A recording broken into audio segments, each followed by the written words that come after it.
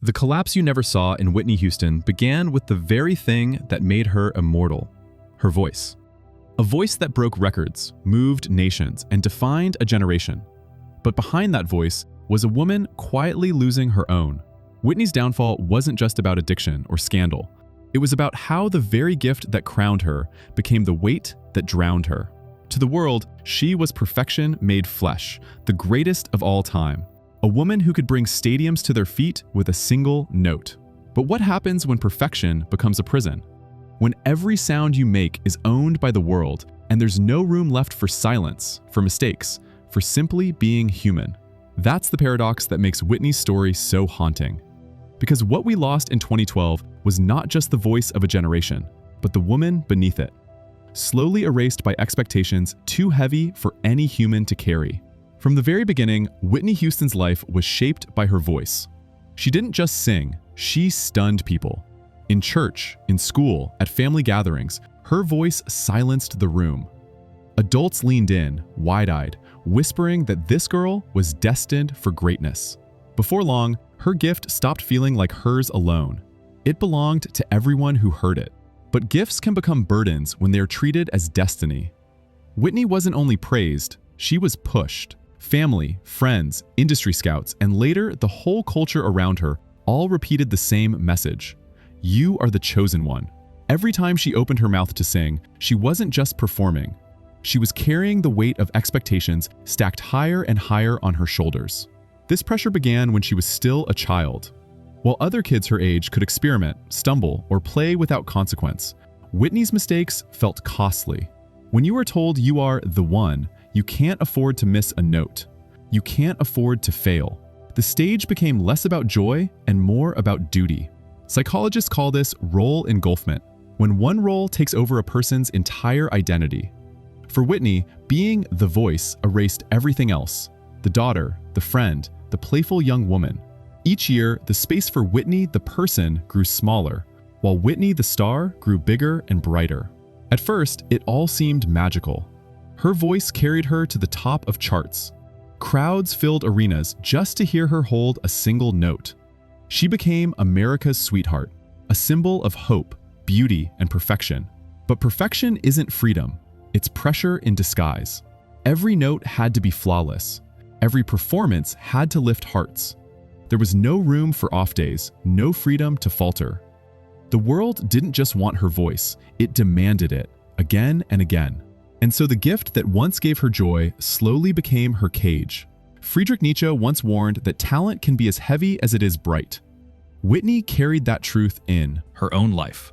Her voice made her unforgettable, but it also became the very weight that pressed her down, leaving little room for Whitney, the human being, to breathe. This is where the collapse began. Not with drugs, not with scandal, but with a gift that no longer felt like her own. The voice that gave the world goosebumps was also the thing that began erasing the girl behind it. And the wait didn't end when she left the stage. At home, the very people who should have been her refuge often became another source of pressure. Instead of offering freedom, family ties sometimes tightened into chains. Her mother, Whitney Houston, was a respected gospel and soul singer in her own right. From the start, Whitney was guided by her mother's voice, her mother's rules, her mother's expectations. It wasn't just about support, it was about legacy. Whitney wasn't only her own person, she was an extension of a family tradition that demanded greatness. Living in that shadow meant she could never simply choose who she wanted to be. Then came her father, John Houston. He wasn't just a proud parent, he was her manager, the one pulling the financial strings. At first, it seemed like family loyalty, a father protecting his daughter's career. But as the years went on, the lines blurred. Contracts, money, and trust all tangled together until Whitney sometimes felt more like an investment than a daughter. When John Houston's management company later sued her for millions of dollars, the truth came out in the open. Family could be business, and business could be betrayal. And it wasn't just her parents. Relatives, cousins, friends of the family, many saw Whitney as the golden ticket. Everyone wanted a piece of her success, a piece of her money, a piece of her light. It became hard to tell who was there out of love and who was there out of need. The home that should have been her safe place often felt like another performance, another spotlight she couldn't escape. Psychologists call this family enmeshment. According to Bowen's family systems theory, when boundaries blur, individuality gets swallowed. Whitney wasn't just supported by family, she was consumed by it. Every decision, every dollar, every note was tied to family expectation. There was little room for Whitney, the human being. Philosopher Simone de Beauvoir once wrote that real love means recognizing the other person's freedom. But Whitney rarely had that freedom. Family love often came with strings attached, strings that pulled tighter the higher she climbed. And so, while the world saw her rise as destiny fulfilled, Whitney often felt trapped by invisible chains at home. The crown of being the voice wasn't just heavy, it was tugged at by every hand around her, until it felt less like a crown and more like a chain. And if family held her tightly in private, the industry was waiting to reshape her in public. When Clive Davis discovered her, didn't just see a young woman with a golden voice. He saw a product. The record labels molded her into America's sweetheart, someone who could cross over from gospel roots into global pop stardom without missing a beat. Her songs were carefully chosen, her look styled to perfection, her image managed down to the smallest detail. Whitney wasn't just a singer anymore. She was a brand. And at first, that brand soared. Her debut album shattered records. Her singles ruled the charts for weeks. She was everywhere. Magazines, music videos, television specials. To the public, she seemed untouchable. Flawless voice, radiant smile, polished image. But this wasn't just artistry, it was packaging. The industry wasn't chasing Whitney's soul, it was chasing sales. Every song wasn't just music, it was product. Every high note wasn't just expression, it was proof that she could still sell the dream. And the higher that dream climbed, the further it drifted from the woman herself. Philosopher Jean Baudrillard called this hyper-reality, when the image becomes more real than the truth. Whitney lived inside that illusion. The polished superstar the world adored slowly replaced Whitney, the woman. Fans wanted the glamour, the gowns, the perfect notes. But behind the curtain, the pressure mounted. Psychologists Flett and Hewitt, who studied perfectionism, explained that when flawlessness is demanded by others, it doesn't inspire, it suffocates. It fuels anxiety, burnout, and a constant fear of slipping. Whitney's career was built in that cycle. She couldn't just sing, she had to outdo herself every time. And when the smallest crack appeared, the backlash was merciless. The irony is sharp. Whitney had one of the most powerful voices the world had ever heard, but she was rarely free to use it as she wanted. Her songs had to serve the brand. Her image had to fit the ideal. Her life had to stay marketable. So while the world cheered her record-breaking success, Whitney's humanity was quietly being commodified. Each flawless performance, each chart-topping hit, each polished photo widened the gap between the icon on stage and the woman struggling behind it. And in that widening gap, Whitney looked for escape. If the industry turned Whitney into a polished product, her love life pulled her into chaos. And at the center of that storm was Bobby Brown. When Whitney met Bobby, she wasn't just falling in love, she was searching for escape. After years of being shaped, managed, and owned by others, Bobby seemed real. He wasn't polished like her image. He was raw, wild, unpredictable. To Whitney, he looked like freedom. But what felt like freedom quickly became another storm. Their relationship was magnetic but toxic. It was full of passion, fights, reconciliations, and storms that never seemed to pass. Love became fused with conflict, volatility, and drugs. Instead of pulling her away from the pressures of her career, Bobby pulled her deeper into chaos. Psychologists explain this pattern through attachment theory. John Bowlby showed how people often choose partners who mirror their unresolved wounds. In Whitney's case, Bobby reflected her own struggles with identity, control, and pain. This wasn't just romance, it was trauma bonding. The very qualities that drew her to him were the ones that deepened her collapse. Whitney chose Bobby, even though he reflected the very pain she carried inside. Their love didn't steady her, it broke her even more. Philosopher Soren Kierkegaard once wrote that despair is not willing to be oneself. Whitney's love for Bobby trapped her in that despair. Instead of helping her find herself, it pushed her further away. Love should have been a refuge, but for Whitney, it became another battlefield where every fight, every high, every reconciliation left her more broken. And the public saw it. The glamorous star who once embodied perfection was suddenly in tabloid headlines for her marriage troubles, her drug use, her messy fights. Reality TV later turned their pain into entertainment, making their dysfunction part of her brand. What was supposed to be private love became public spectacle. In the end, Bobby wasn't the sole cause of Whitney's fall, but he was part of the storm that carried her downward. What began as escape became entrapment. What looked like love became destruction. But storms don't end, they spill over. And for Whitney, the chaos of love soon bled into something darker: addiction. Drugs weren't just about getting high, they were about escape. Escape from the headlines, from the endless pressure to be perfect, from the cage of being the voice. Addiction gave her something the stage never could: a pause, however brief, from a life that never stopped demanding more. Psychologist Gabor Mate reminds us that addiction is not about the drug, but the pain. For Whitney, crack cocaine wasn't the start of her downfall, it was a symptom of the wounds already splitting her life apart. Sobriety meant facing the silence, and that silence was unbearable. The drugs weren't joy, they were relief, a desperate attempt to quiet the storm inside. In public, she was still Whitney Houston, the superstar who sold out arenas and shattered charts. In private, the expectations tied to her gift left her gasping for relief. Drugs promised what the stage never could: release. But the promise was a lie. Every high came with a harder fall. Every escape deepened the cage. Philosophers have warned of this trap for centuries. Aristotle taught that virtue is balance, and excess destroys the harmony of the soul. Addiction is excess in its most brutal form. Whitney's natural gift, her voice, had once been her harmony, her connection to joy. But excess turned it into torment.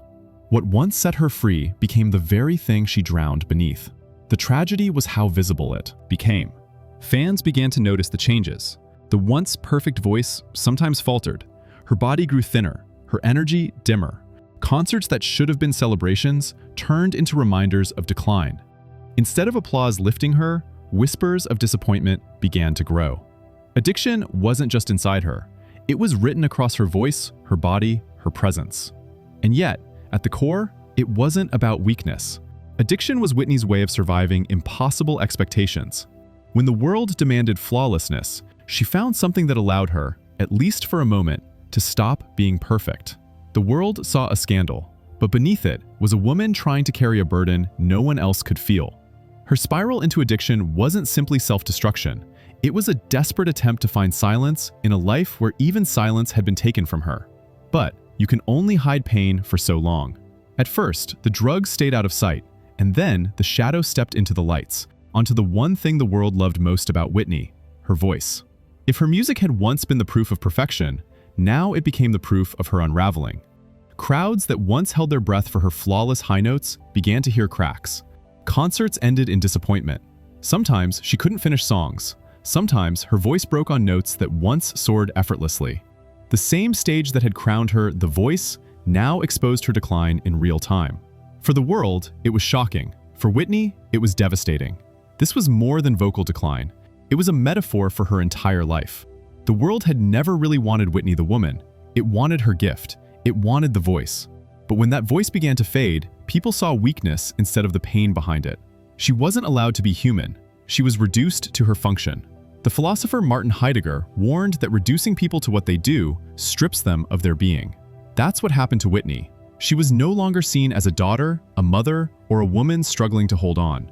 She was only seen as the singer who had lost her song.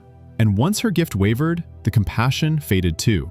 Psychologists call this role exit, the painful process of losing the identity that once defined you. Athletes feel it when their bodies can't perform. Soldiers feel it when the uniform comes off. Stars feel it when the spotlight dims. For Whitney, the unraveling wasn't private. Every falter was amplified by microphones. Every missed note replayed on TV. She wasn't just stepping out of a role, she was being dragged out of it in front of millions. The cruel irony is that her voice wasn't only her career. It was her identity, her safety, her proof of worth. When it began to falter, it wasn't just her audience that doubted her. She doubted herself. And with every performance that reminded her of what she had lost, the spiral deepened. The woman who once lifted entire arenas with a single note was now crumbling beneath the silence between them. And as the notes grew quieter, the world around her got louder. Offstage, kindness thinned too. The same crowds that once cheered now judged. Late-night shows made jokes. Headlines circled her worst moments. Clips of mistakes were replayed again and again. As if her pain were a rerun people couldn't wait to watch. By the 2000s, Whitney felt both everywhere and nowhere. Her face was on TV, magazines, and the internet, but the real Whitney was missing. The world saw the stumbles, not the struggle. Reality shows turned private fights into episodes. Interviews asked for drama, not healing. The woman who once brought people together with her songs now watched people gather to watch her fall. Sociologist Irving Goffman helps explain this. He wrote about stigma, how a person can be redefined by one visible flaw until people forget everything else. That's what happened to Whitney. Instead of the woman with the voice, she became the mess, the punchline, the problem. One label swallowed her whole. Once stigma sticks, it's hard to be seen fairly again. Philosopher Hannah Arendt warned that when a person becomes a spectacle, they lose their dignity in the public eye. Their life turns into a show instead of a story. That's where Whitney ended up. People didn't ask, how can she heal? They asked, what will she do next? Her pain became content. Her struggle became ratings. And isolation grows fast in that kind of spotlight. Friends pull back. Strangers act like they know you. Trust gets thin. When Whitney stepped out, cameras followed. When she stayed home, rumors filled the silence. There was no safe place to rest, no corner without eyes, no moment without judgment. The pressure that once asked her to hit perfect notes now asked her to survive perfect scrutiny. This made recovery even harder. Healing needs quiet, it needs patience and privacy. Whitney got none of that. If she sang well, people said, finally. If she faltered, people said, figures. No matter what she did, the spotlight decided the story. And the more the world stared, the smaller she felt inside it. The saddest part is simple. Whitney's gift had connected millions, but fame left her disconnected. From others and from herself. The stage that once felt like home now felt like a trap. She was visible to everyone, but truly seen by almost no one. And as the jokes got louder and the headlines got harsher, the world's gaze closed in until there was nothing left to see. Then, suddenly, the noise stopped. February 2012, a hotel in Beverly Hills, a bathtub. The headlines came fast, but the truth had been building for years. Whitney's ending didn't begin that night. It began with a heavy gift, with family ties that blurred into control, with an industry that sold perfection, with love that turned into chaos, and with pain that drugs. Promised to quiet, but never could. People mourned the voice. They played the big songs, the perfect notes, the national anthems and movie themes. But fewer asked the real question. Who was Whitney underneath all of that? Who was the woman when the microphones were off, when the makeup was wiped away, when the room went quiet and the pressure didn't? Philosopher Albert Camus said, the biggest question is whether life is worth living. Whitney's story is not about choosing death. It's about how life can be made unlivable when systems close in. When family becomes business, when work becomes a machine, when love becomes a wound, and when the public becomes a crowd that stares instead of cares. One person can carry a lot, but not everything, not forever. Her final silence was not just an ending, it was a mirror. It showed how the world can celebrate a gift and ignore a person. How we can cheer the voice and miss the pain behind it. How we can ask for more songs, more shows, more headlines, and forget that the singer is human. What makes her story so heartbreaking is that the signs were there. The laugh that felt a little forced, the note that didn't land, the interview that sounded tired. These weren't fails, they were messages.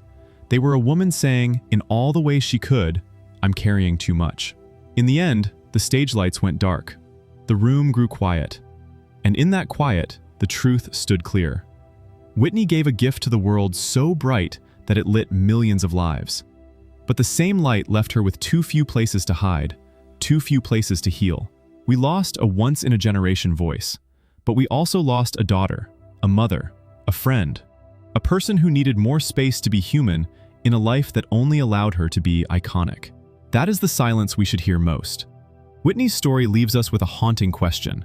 What happens when a gift becomes a curse? When the very thing that makes you extraordinary becomes the reason you're never allowed to just be yourself. Carl Jung once warned that what we repress returns in destructive ways. Whitney's need for freedom, love, and selfhood was never given space, and in the end, it returned as collapse. Her story isn't just hers, It's a warning, a reminder of how society can celebrate brilliance until it burns out. And now, the mirror turns to you. If Whitney's life spoke to something in you, if it made you reflect on the weight of perfection, of expectations, of unseen pain, share your thoughts below. Your words might be the reminder someone else needs today. And if this story moved you, subscribe, turn on notifications, and stay with us. Because here, we don't just tell stories, we uncover the truths that lie beneath them.